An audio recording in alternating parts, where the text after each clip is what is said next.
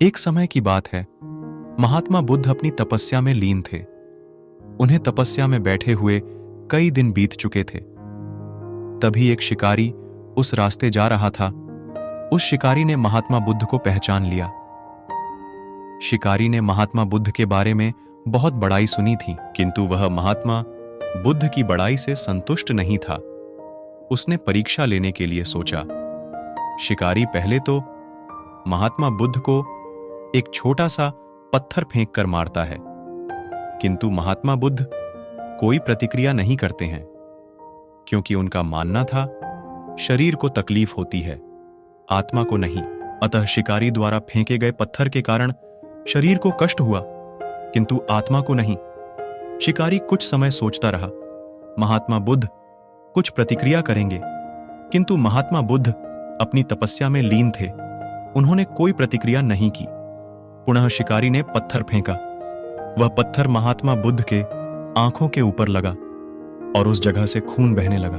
महात्मा बुद्ध को आभास हुआ उनके शरीर से रक्त बह रही है, किंतु वह फिर भी अपनी तपस्या से नहीं उठे। शिकारी को गुस्सा आया और उसने पुनः एक पत्थर और महात्मा बुद्ध की ओर फेंका। महात्मा बुद्ध के शरीर से अब खून अधिक बहने लगा।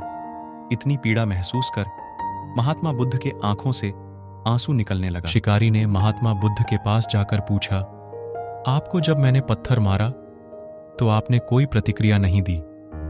महात्मा बुद्ध ने बड़े ही सरलता के साथ कहा, क्योंकि इससे मेरे शरीर को कष्ट हुआ है, मेरे मन मस्तिष्क को नहीं। शिकारी अचंभित रह गया।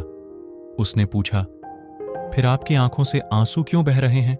इस पर महात्मा बुद्ध ने पुनः कहा, तुम्हारे द्वारा किए गए अनुचित कार्य के परिणाम के बारे में मेरा मस्तिष्क, मेरी आत्मा विचार कर रो रही है।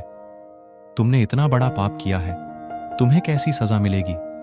बुद्ध की बातों को सुनकर शिकारी महात्मा बुद्ध के चरणों में नतमस्तक हुआ और उनसे क्षमा याचना की।